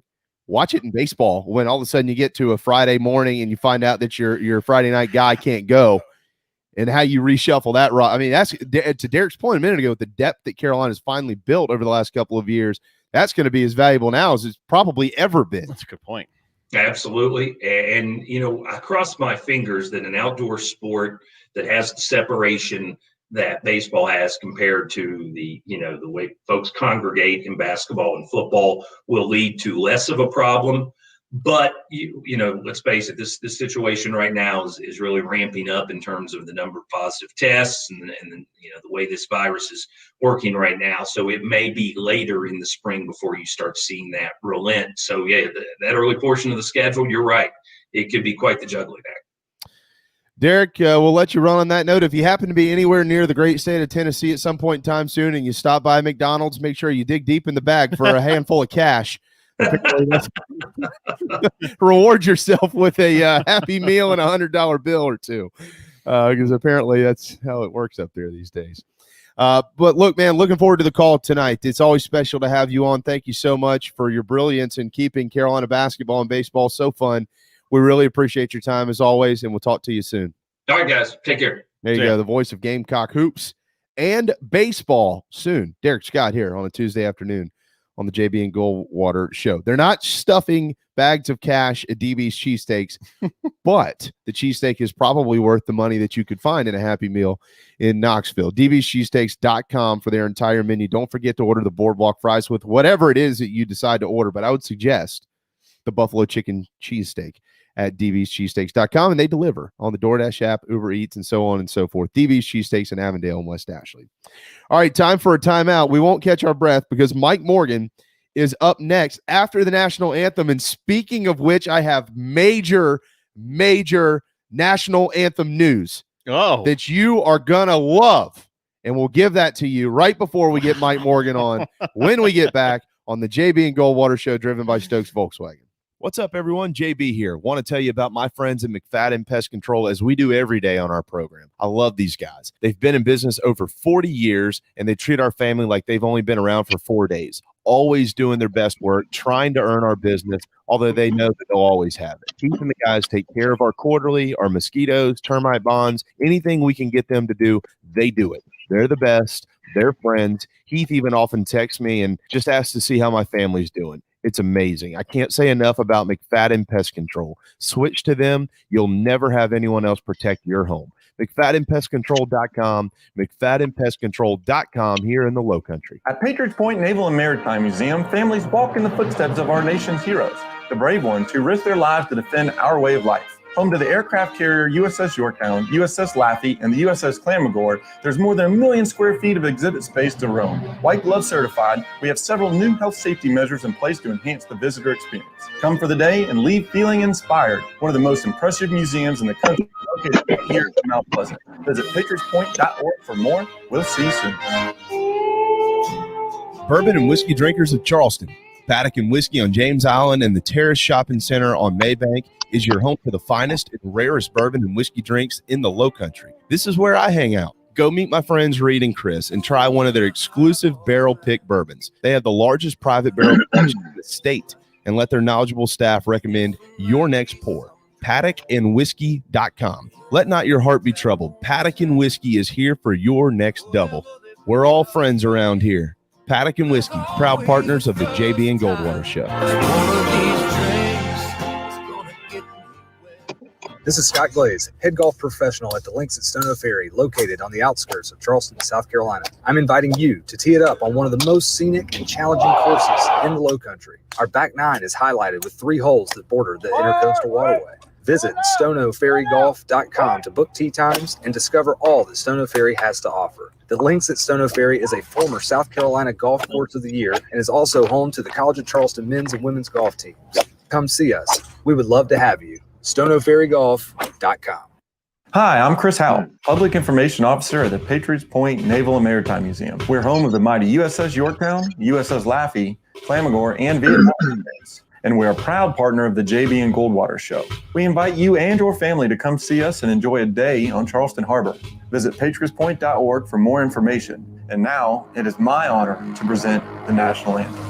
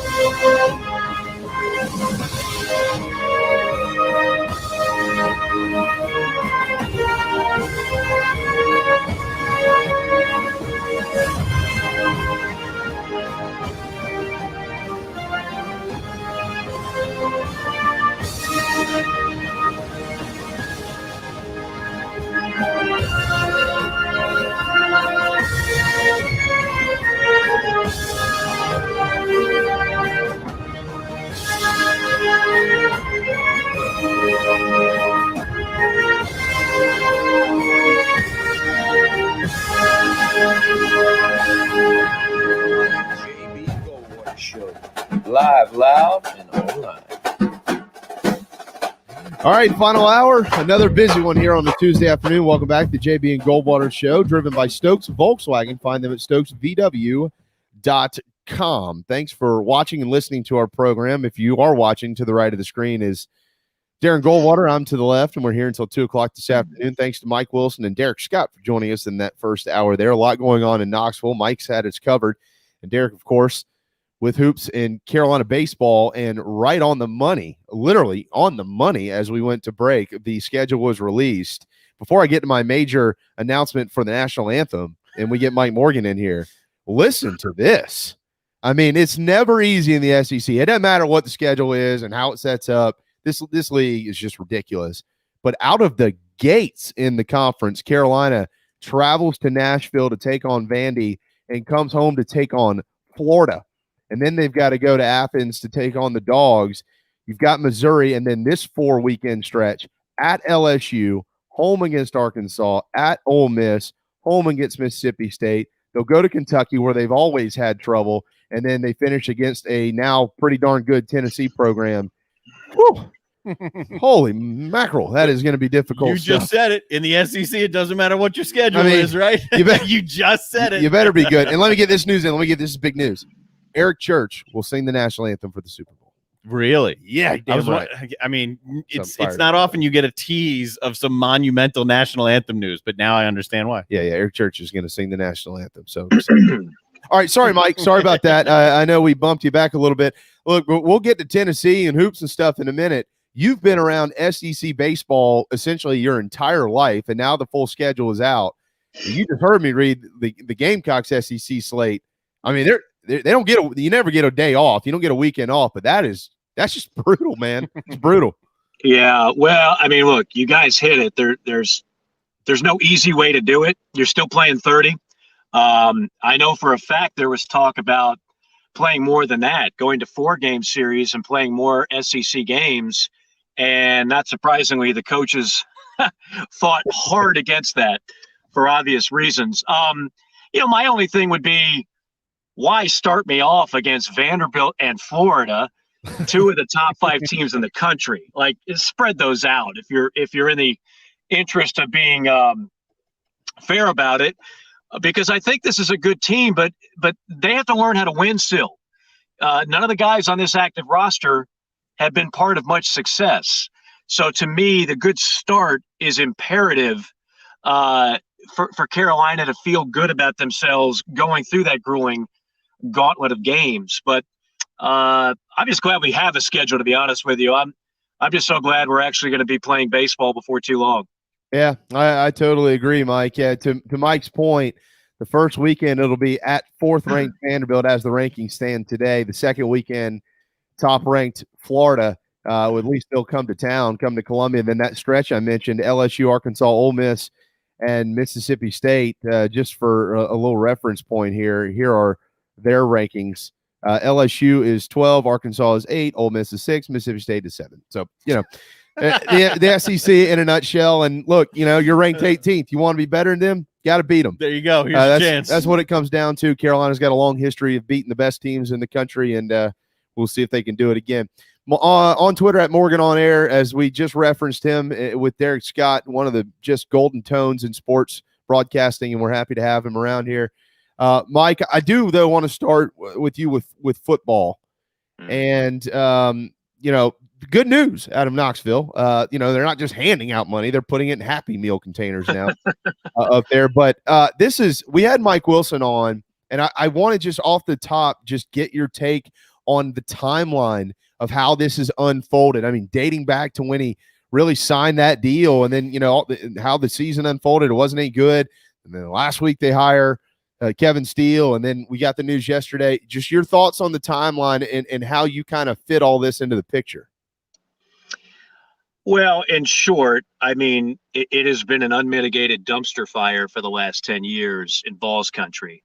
And I reject the premise that, well, it all went downhill after we fired Phil Fulmer. Well, that's not entirely accurate. They were going downhill with Phil Fulmer. They had 2 losing seasons in their last 4 years. Think about that. Tennessee at the time was winning 10 games a year. They were not far off a national title, 2 SEC titles, and before you know it, they're going 5-7 under Phil. Clearly, the magic was gone. The recruiting started to slip, and it was time to make a change. I don't second-guess that move at all. What you second-guess is all the people they've hired since, the incredible disarray. Another thing I've heard that I reject the premise is whether they were going to keep Schiano until Clay Travis started his kind of a campaign. With all due respect to Clay Travis, he doesn't have that much influence. There were a lot of Tennessee fans that didn't like the hire to begin with. So they started going bonkers, and they wanted a SEC guy. And then they bring in the white knight, Phil Fulmer, and he hires Jeremy Pruitt, who, I said at the time, Jeremy Pruitt could work out, or he could be Will Muschamp 2.0. And in fact, he turned out he would have loved to have had Will Muschamp's career, because at least Will had 2 good years at Carolina, a good year in Florida. Jeremy Pruitt beat 6 bad teams in a row, or maybe 5 out of 6, to get a contract extension in year 2, and then floundered in year 3, and now they're going to go on probation. I mean, this could not be any worse. It could be a 30 for 30 on Tennessee football in the last 10 years. It's just been a nightmare. Then you have your chancellor. I've never seen anything like this, guys. Yeah. Usually, the MO of a chancellor, an AD, when you are under investigation, is to say, look, we are having an internal look at what's going on. We will report back to the NCAA in a timely fashion, and we will proceed with caution. You don't just go out there and say, this guy really sucked it up and completely broke every rule imaginable, so we fired him and 8 other coaches, and we're forcing our white knight out in retirement. I've never seen anything like this. Never has this happened at an SC school or any other that I can think of. She basically said, we got our hands caught in the cookie jar, and we are ready to take some serious penalties, and then we'll figure out hiring an AD and a coach. What prominent coach is going to want that job right now? And again, stop with the Hugh Freeze. There's a reason why Hugh Freeze hasn't been a finalist anywhere. Not Carolina, not Auburn, not anywhere. It's not happening right now. So I just can't think of a worse situation. And I know SEC fans, in some ways, it's like we're all in this together. We chant SEC, SEC, but in other ways, misery loves company. And there's a lot of SEC fans enjoying what's going on in Knoxville. I do have a soft spot in my heart for any fan base that has suffered through what Tennessee has suffered through. It's been brutal, and now they got to somehow pick up the pieces, but it won't be a year or 2 rebuild in my estimation. Mike, let's look at this program as a whole. I mean, we've talked throughout the day and yesterday a bunch about the process in which has led to the firing of Jeremy Pruitt and things of that nature. But let's talk Tennessee football. You've been around this program. You've called games at Neyland Stadium. You know the people up there. That's a you know what? I have a lot of respect for the Tennessee fan base. I've been to Knoxville a bunch. I've been treated well up there. It's a neat part of the country. Absolutely. It is. It's just a neat place. I really, really, really appreciate Knoxville. As a South Carolina fan, it's also nice to think that you're above them on the pecking order. You got beat by them this year, so probably not right now, but that's where fandom comes in. But since 2005, 16 years, Mike, they've had 9 losing seasons and 11 losing seasons in the SEC. 12 if you want to count 4-4 records, or 13, I guess, if you want to count 4-4 records as part of the process where they just weren't a winning season. But Tennessee fans like to think that they're still Tennessee from when they won the national championship at 13-0, 1998, Phil Fulmer, Fiesta Bowl, T. Martin, the whole. That's not true. So, in your opinion, who and what is Tennessee football as in comparison to the rest of the SEC? It's a great question. Let's revert it back to Carolina for a bit, right? Since you mentioned it. How many times have I been on your show and I say fan bases in general can't help but think of the high water mark should be the norm. So for Gamecock fans, it's ignore 100 years of what they were and focus on the 4 good years that Spurrier had, which yielded 1 trip to Atlanta and 0 SEC championships, but wins over Clemson, 3 consecutive 11-win seasons, and 1 trip to the SEC title game. That's a good stretch. That might be as good as it gets for a long time at Carolina. Imagine, Gamecock fans, if you're a Tennessee fan. You're sitting there, it wasn't that long ago. We were all still shaving when Tennessee won a national title, right? We weren't in diapers when they won back-to-back SEC championships. We were all around when Peyton Manning lit up the record books and should have won a Heisman Trophy. It wasn't that long ago. And then you look at what it's turned into. That's where I say I've got some sympathy, because that program has had some pretty high watermarks, even before Fulmer and Majors, and you can go all the way back to Neyland. There's reason to believe that they could be back to some sort of respectability. However, at some point you do have to recalibrate and say to yourself, maybe we're not getting to where we're winning 10 games a year anytime soon. Maybe we're not getting to that late 1990s when everything was clicking really well, where they were getting top-notch talent out of the state of Florida, California. I mean, Tennessee was a national brand at that point. I think that's going to take a while to get it back up. I really do. And so for me, I just think Florida and Georgia have such inherent recruiting advantages.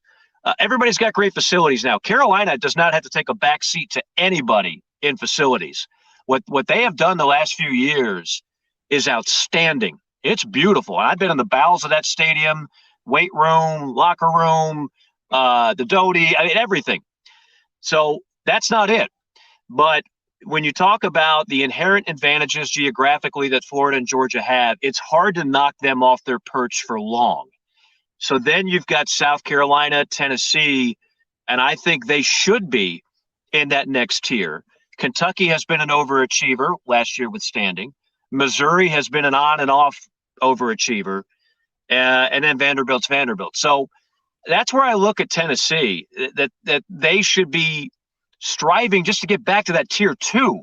Don't worry about beating Alabama and all that other stuff right now. Just somehow get the program on solid ground and get back to a tier 2 level. Then you hope you strike gold with the right coach and everything works together well, and somehow you get back to anything close to what you had in the late 90s.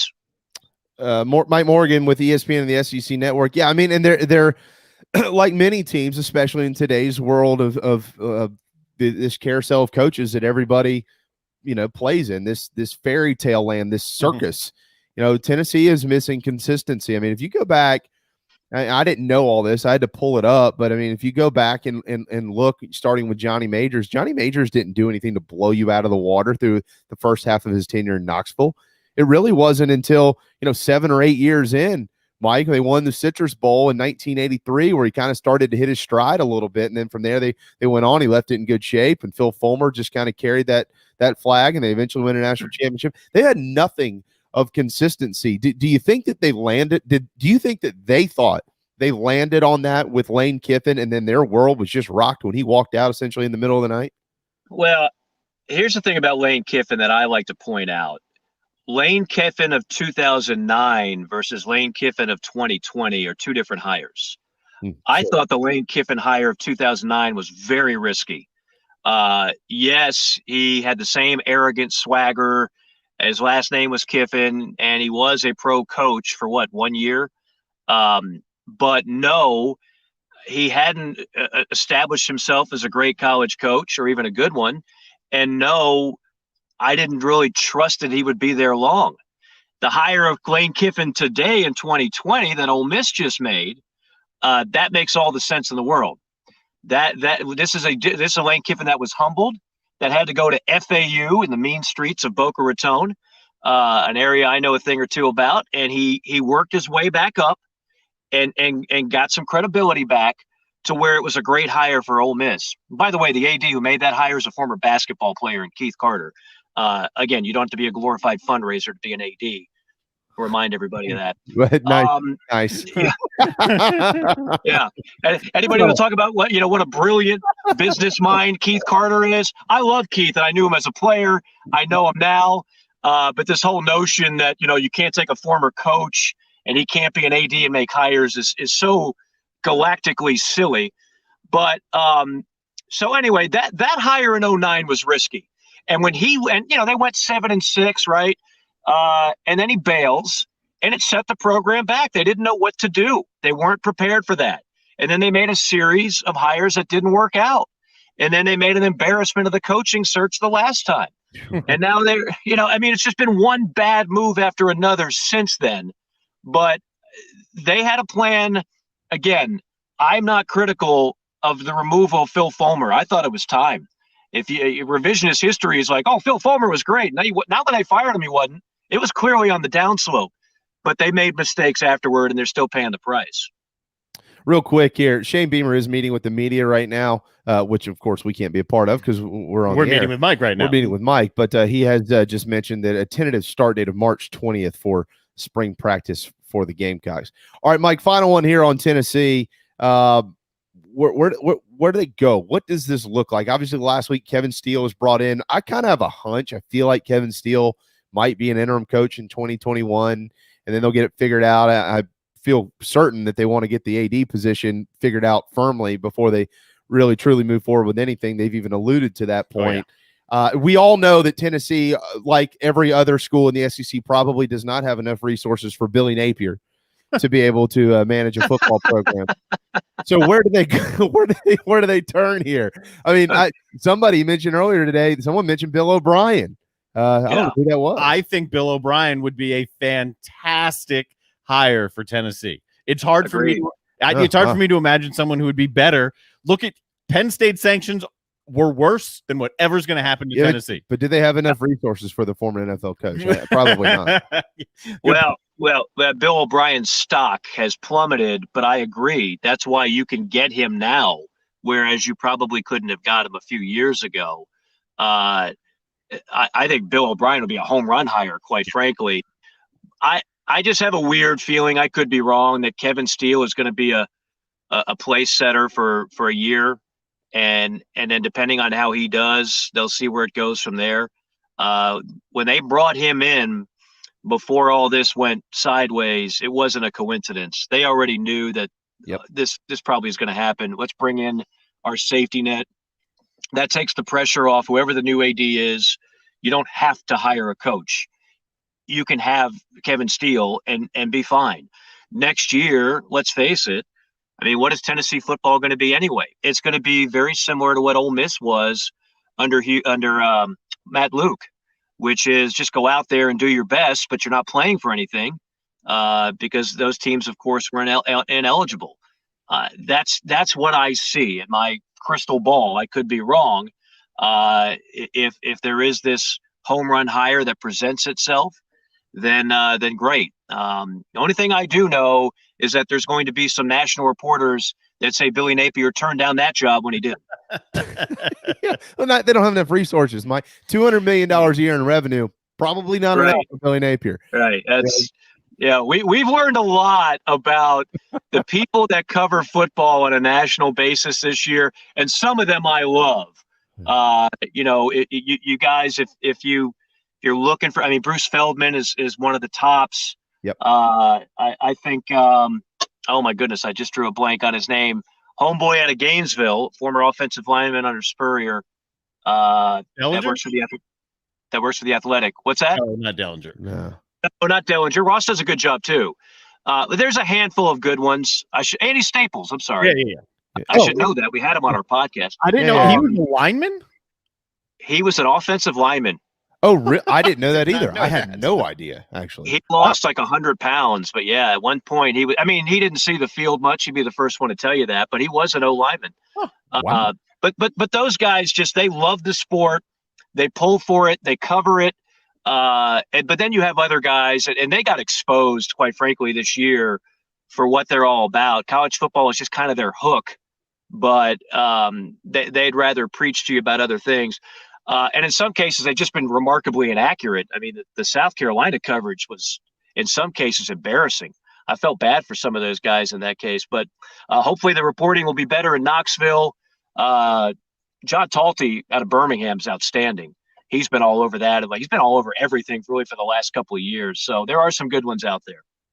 Mike, I do want to ask you about South Carolina, and then we'll get a couple of quick hoops things in, and then we'll let you run on that note. But I want, right now, again, Shane Beamer, he's introducing the newest coaches today. As I mentioned, some real news from him. Looks like spring practice will actually be in the spring this year. They won't be starting in February, thank God. March 20th with a spring game set for April the 24th. You're still very much in the circles in Columbia, South Carolina. You do 2 interviews a week up there. You talk to many in the athletics department and so on and so forth. As pieces have come together and fallen apart and come back together for Shane Beamer over the last couple of weeks, what are you seeing as you watch from afar? What is he building in Columbia at this point in time?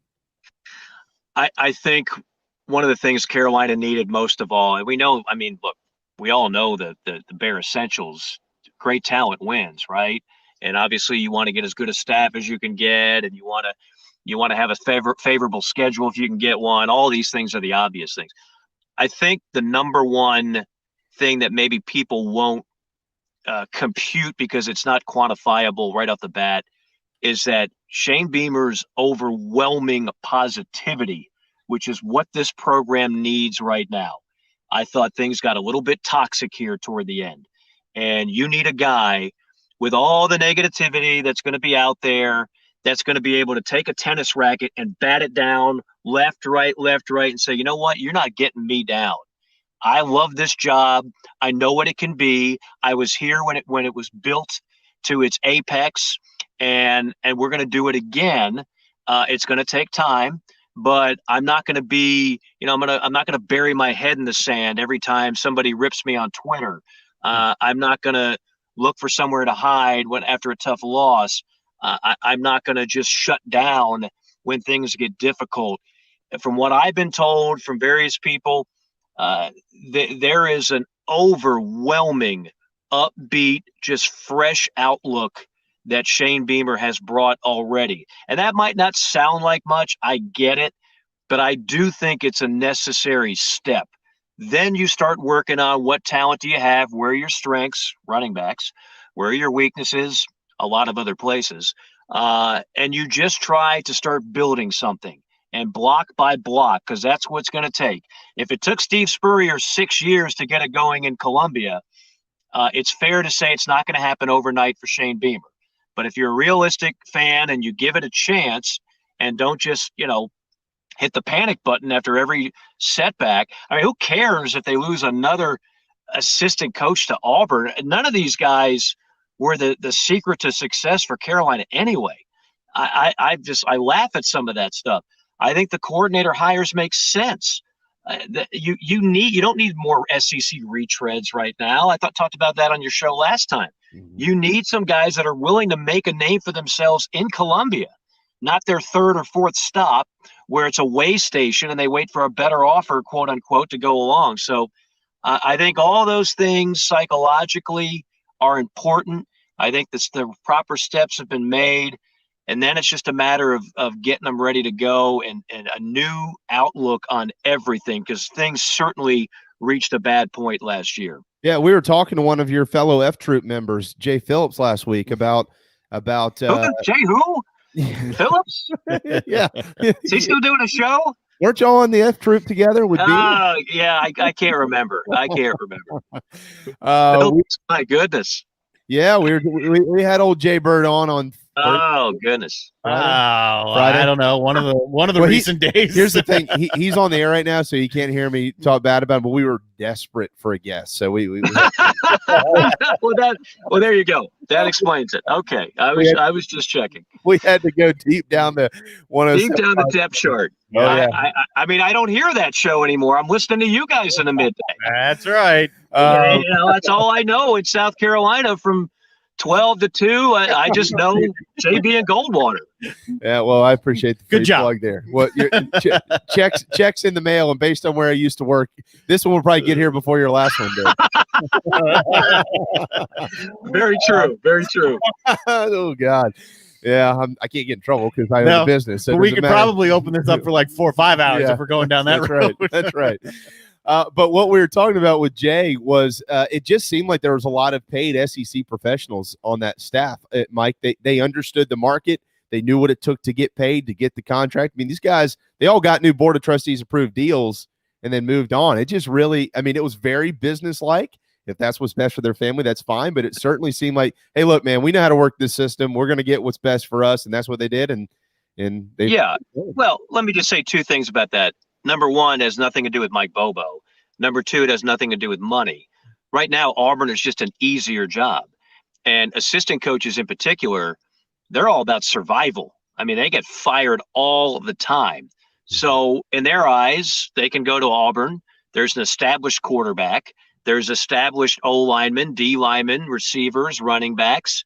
You know, Gus Malzahn got fired, but he hardly left the cabinet bare. So they're just going where the job is. I'm going to use this term like I always do, the path of least resistance. That's what Auburn is right now compared to Carolina. That wasn't a money deal. That wasn't a we don't like Shane deal. That was just right now Auburn is considered a better job than Carolina based on the resources that they have in that locker room. Great point. K-Mac wanted to know if you're in a limo doing this interview. That's the way K-Mac rolls. He's got that big money. The moment he left broadcasting and joined the suit world, he's got high dollar coin. No, this is just my regular car. I got done playing pickleball because I can't play pickup basketball anywhere because everybody's still afraid of COVID. So this is what I've been relegated to, a racket and a ball with holes in it, hitting it over an undersized net, and then joining you guys in my car. Hey, dude, that's my life. You're that's another my one. life. Pickleball is like taking over the world. See, and I don't know what's happening with this show, but the week before, and then did it again last week, but it started 2 weeks ago. Mike Yuba, another Mike, maybe it's a Mike thing. Mike Yuba with Watch Fox in Columbia did our show from a Cracker Barrel in North Georgia. So nice, in the parking lot of a Cracker We're Barrel. Expanding the reach of the program. Well, we are. That's right. Yeah. Well, at least he had a nice gift shop to take in on the way out. I got nothing here. I'm in an empty parking lot around a bunch of tennis courts. That's right. See, that's how we expand our reach. We ask our guests to drive out to the middle of nowhere, and then we can say we have listeners from that particular area. We had a guy. I tell you, if I were to get murdered right now, there's plenty of places out here to bury me, and nobody would find the body for like 6 months. But we got video evidence, though. You're good. You're good. Oh gosh. This would be my last conversation on JB and Goldwater right here. Yeah. Well, whatever your final words are, we'll cut the clip and send it to you. It's whoever in the mail. My final words would be Stuart Wingo, lowest mortgage rates, and then that's it. Fade to black. That's right. All right. Are you calling a game tonight or tomorrow night? Tomorrow night, I've got Kentucky. Georgia. Kentucky, Georgia. And the storylines there. Kentucky basketball going through a season like this would be like if Alabama, LSU, Florida, Georgia, South Carolina, Tennessee all started SEC play 0-5. I mean, that's what's going on in the Commonwealth right now. It is blowing up with negativity. And if they lose this game, I don't even want to know what it's going to be like on talk radio, chat boards, message boards, Twitter, everywhere surrounding that program. Yeah. It's I can't even remember the last time I've seen Kentucky look like this. I don't know. Kentucky, Carolina, the other one, and Duke are all out of the polls. I saw for the first time since 1982 that Duke and North Carolina this week have not been in the poll, both of them. Yeah, and throw Kentucky on top of that. That's just remarkable. Well, if you throw Kentucky on top of that, it's 1962. Oh my gosh, that's a generation. 60 years. I mean, that's unbelievable. Let me ask you about two quick ones tonight, and I know you have to run and we have to run as well. I first want to ask you about this Missouri-South Carolina game. Well, really 3, but we'll just leave it to these 2. South Carolina, Missouri. 4 tops, maybe 5. Yeah, Gamecocks are good, Mike. They've got a different challenge tonight. 19th ranked Missouri. Derek Scott said earlier, hey, look, they're almost mirror images of each other. They both play good defense, good guard play, a good big guy in the middle. Missouri's kind of got a new life this year a little bit. They're back in the top 25. What is South Carolina looking at, trying to bounce back from LSU, in your opinion, to go to Como and get a win up there against the Tigers? Well, I agree with Derek in the similarities. I would only say one difference in that South Carolina has a pro in A.J. Lawson. I don't think Missouri necessarily does. Doesn't mean Missouri's not a better team. We'll find out tonight, right? Yeah. But South Carolina has a guy, based on the 2 games I've seen him play in league play, has decided to step his game up another level and play like the guy that everybody thought was going to be an NBA player after his sophomore year. Missouri has a bunch of really solid college basketball players who play well, who enjoy playing with one another, great chemistry, and play hard. And that, in today's day and age of college basketball, can beat a lot of opponents that have more talent than you do. So they're more dangerous than they've been in a long time under Conzo. The Carolina team that played 35 minutes at LSU can beat anyone in this league. Yeah. The Carolina team that played the final 5 can lose to anybody in this league. Yeah. So which one is it going to be? Hopefully it's going to be the first 35 and that entire Texas A&M game tonight. That would be nice for South Carolina to get to 2-1 in the league. And then, of course, I don't want to leave the conversation without asking you quickly about Alabama and LSU. I'm surprised that LSU is still not in the top 25. I don't know who Will you Wade. And me both. I don't know who Will Wade needs to pay to get that done, but I'm sure he can figure that out. Bama, slight favorite tonight, ranked 18th in the country on ESPN2 at 9 o'clock. They are really good, maybe the best team in the league, combined 11-1 between these 2 programs.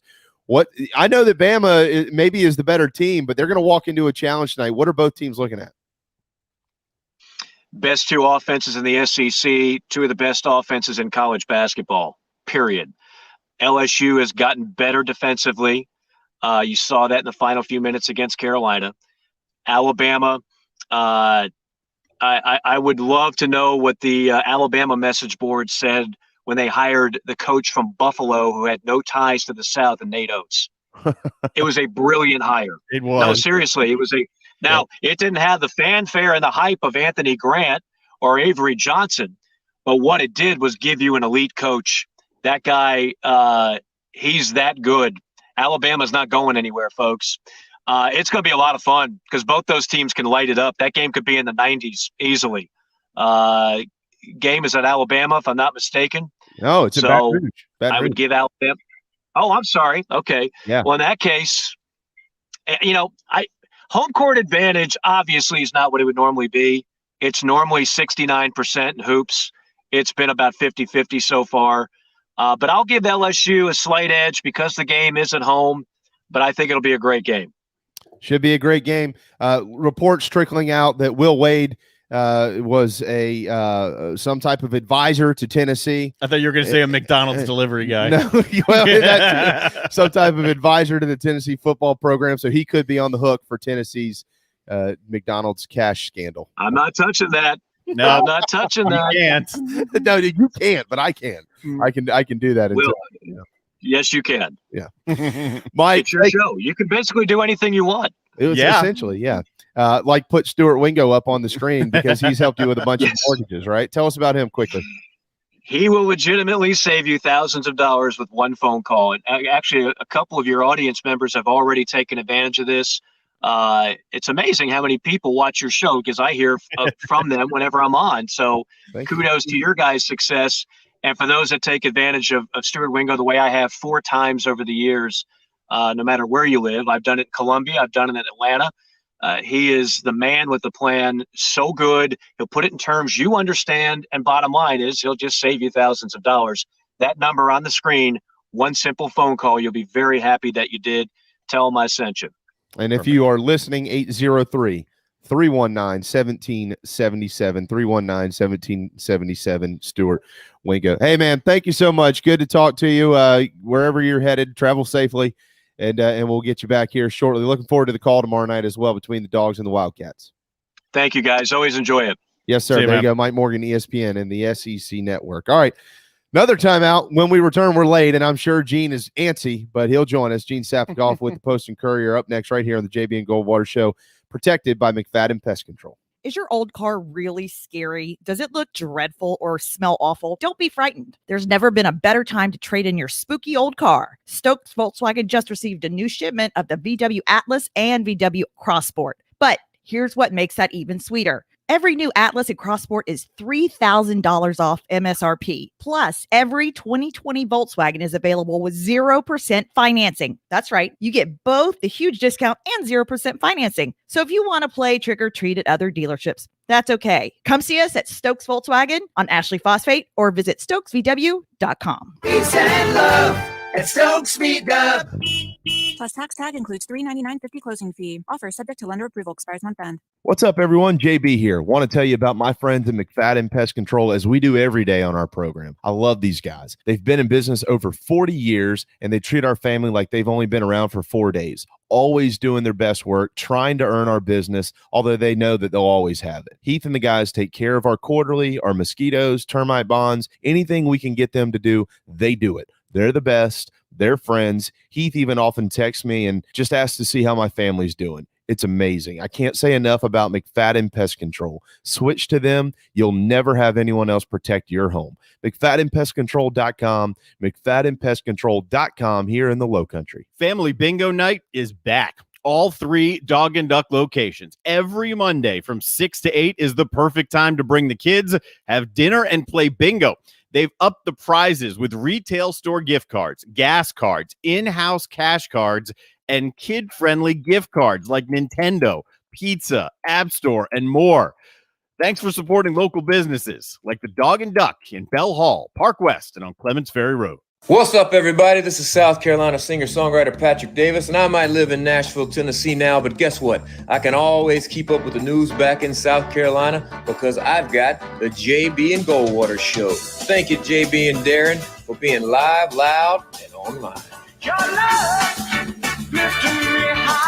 All right, final segment. We're late getting to it, and I'm sorry. I owe my friend Gene Sapakoff, our friend, a major apology here. We extended time a little bit with one half of the Morgan Antonelli team from ESPN. That was Mike Morgan. We'll have Debbie on soon, but we have Gene on now on Twitter at Sapakoff. Gene Sapakoff with the Post and Courier. Have you dug to the bottom of your McDonald's bag, Gene? It's like playing Monopoly again.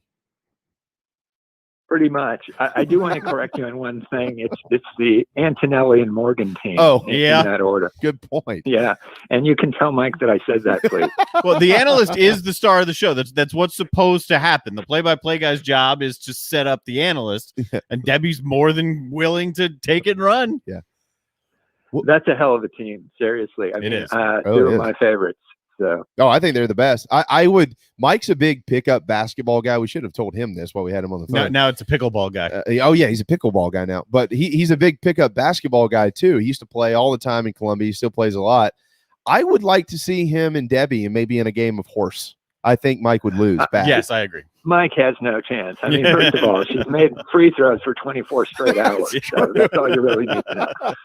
And she's a former ACC starter. So I mean that that's a no contest situation right there. But those guys are so good that now Mike's done a lot of sports, but I'll tell you what, Debbie could do football, baseball, or anything else too. I agree. Have you ever been out to her girls camp that she does each summer, Gene, in Mount Pleasant?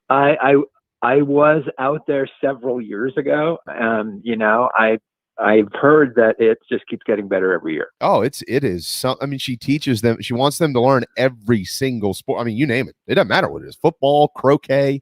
I mean, they learn everything. It's remarkable. I think the reason Grayson got so enamored with the idea of wanting a hoop is when we went out there and did the show from Debbie's free throw thing. Yeah, that was cool. And ever since it was, I need a hoop. And now she's got a hoop. That's so cool. Gene, that's so cool. Gene, you do know the story of Janet Sisko, her basketball story, right? The Michael Jordan story? With Michael Jordan? Yeah. It's one of my favorites. I've repeated it many times. And Yes. I'll tell you what, you don't want to challenge Janet Sisko at pretty much anything. Anything. No.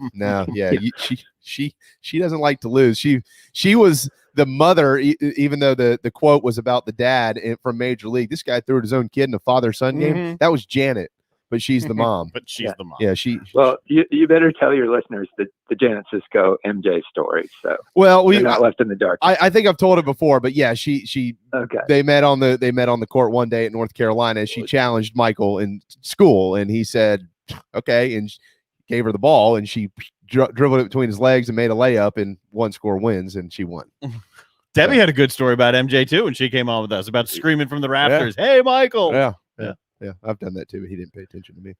Gene, look, we've covered all the Tennessee stuff and everything. We'll circle back to it, but I do want to quickly get to a column that you had out today about Deshaun Watson and potentially maybe landing with the Carolina Panthers. Give us some insight into that article that's in the Post and Courier and your thoughts on just what is transpiring in Houston with Deshaun Watson at this point. Yeah, it's kind of a three-sided thing here. One from Deshaun's perspective, then the Texans, and then the teams going after him. From Deshaun's perspective, and I know some of his people, though I can't say I've got any exclusive information, he's going to be out of there. There's just no doubt about it. The only scenario would be somehow they bring in exactly the people that he wants, really restructure, but they'd almost have to sell the team because he's had a fractured relationship now with the McNair family, and I just don't see that getting put back together. So then you go with the Texans. I think they have to get like record value for this guy. I illustrated in this column that was in the Post and Courier on our website today that this is extremely rare in the history of the NFL that a Hall of Fame caliber quarterback, and he gets traded in their prime. I mean, you have to look back at like Sonny Jurgensen and Fran Tarkenton to find real examples of that. Drew Brees, yeah, I don't think when he left the Chargers, though, that he was of the caliber that Watson is now. So those are the only three comparable situations. And then as far as the teams going after him, I think the Panthers do have a lot going for them, namely too that they're in the NFC. I don't think there's any way that the Texans want to deal Watson within the division. So forget about the Colts, like ESPN's Jeff Saturday said today. And I don't think they want to trade him within the conference either. And I don't think Deshaun, I think he's just kind of messing around with that liking the Jets tweet yesterday. The Jets are one of the few teams even in worse shape management-wise than the Texans. So it's going to be fascinating to see how this works out. What about New Orleans? I mean, if Breeze is retiring, why wouldn't that be a fit? Or would it be a fit? Absolutely. I think 3 of probably the top 5 or 6 destination possibilities are in the NFC South, and it could be competitive bidding because, as I wrote, you want to have Deshaun Watson on your team, or do you want to play against him at least 2 times a year every year if you're in the NFC South? Because, Breeze appeared to be saying goodbye Sunday, I think. And Matt Ryan, I think his ship has sailed. That was nice. They got to a Super Bowl. They blew the big lead, and they're not getting back to a Super Bowl with Matt Ryan. So maybe it's time to move on from him. And the Panthers, a lot of fascinating connections there. Matt Rule will run a fun offense with whoever he has as coordinator. Right now it's Brady. That guy's such a hot commodity, though. I don't know how long it will be before before he gets a head coaching job in either the NFL or college football. So I don't necessarily marry Watson to him. And of course, I think he would like to be in the Carolinas, but there's going to be some other teams that give some ridiculous offers, I think. Of those NFC South teams, is there one that has more bargaining power with the chips that they have to play with? It's really hard to say. None of them are as flush with draft picks as like the Dolphins right now or a few other teams, but I think the Saints might be the most attractive to him just because I think they're ready to win right now. It's a rebuild in Carolina. It's nice that he has McCaffrey and all those guys. They drafted all defensive players in the draft last year, which was smart, but I don't think that they're completely ready. The Falcons have some interesting talent around him, namely, of course, Julio Jones. But if you had to say, I mean, you'd have to go with the Saints. Dean Sapakoff on Twitter at Sapakoff149 here on this Tuesday afternoon. Speaking of Clemson, how about the current Tigers, so a shuffling of sorts within the coaching staff. Gene, you got now college football Hall of Famer C.J. Spiller sliding onto the field to coach the running backs. Tony Elliott, if he's still in Clemson, which I expect him to be at this point, is going to call the plays and coach the tight ends. And Danny Pearman, for the first time in I don't even know how long, forever, especially since he's been in Clemson, won't be on the field. He'll be in an off-the-field role for the Tigers. As you look at the shuffling, why is Dabo making some changes within the coaching staff? I think it's kind of a number of reasons, but I think Danny Pearman was essentially fired based on what happened last year with his racial slur on the field. And Dabo Swinney, being the loyal guy that he is and caring about Danny Pearman, his family, and his resume, just didn't pull the trigger right then. Also, oh, by the way, they in theory had, game coming up right around the corner as they were preparing in the summer. But I really think that was the end of Danny Pearman. It was just a matter of time. C.J. Spiller, I think they've wanted to work into the coaching staff for a long time, and it just makes sense to put him as a running backs coach, in that he, as you said, was an All-American running back. He'll be in the Clemson Ring of Honor at the stadium there at some point soon.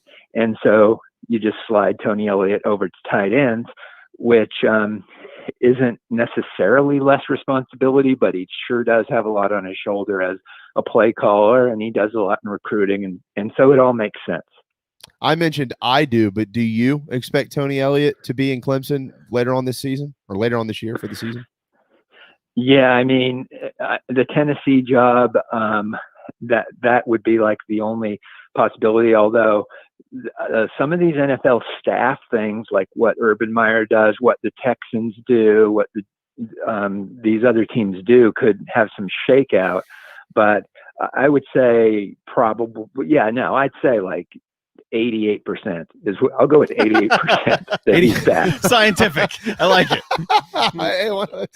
12% chance he leaves. But do you anticipate him at some point in time, Gene, leaving for his own gig?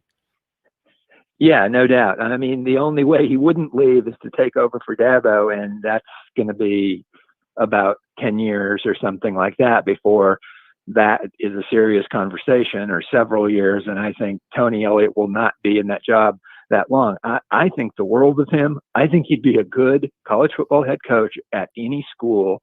And I mean, Alabama, Ohio State, or any place. I think he'd be a good NFL offensive coordinator anywhere, and I think he could be a head coach in the NFL. That's how much I think of Tony Elliott. Yeah, you just wonder what the right opportunity for him looks like. I mean, yes. There is no right opportunity for Billy Napier. Nobody has the resources that he needs to build a structured staff, according to reports. But Tony Elliott might be different. $200 million might be enough for him to figure it out, Gene. Who knows, at one of these major programs. We'll just have to keep our eyes peeled. Yeah. I mean, I think what those guys look for is what's the likelihood that I can get into the playoff? I mean, that's pretty much the equation. And then, what's the support and all that. Huh. I know I'm in the minority here. I got kind of hammered on Twitter from some Tennessee grads, even last night. But I think that is potentially a pretty good job. And as crazy as you think that athletic department is, and that they don't know what the hell they're doing, let me give you two words: Rick Barnes. Sometimes things work out there. It's just been such a circus lately since Fulmer left as head coach, but it's a pretty good job. It's not one of the top 10, but it's in that next tier. Well, I agree. And you know what? As it pertains to baseball as well at Tennessee, Tony Vitello is a hell of a baseball coach too. And you're right. I mean, South Carolina's been going through a similar situation.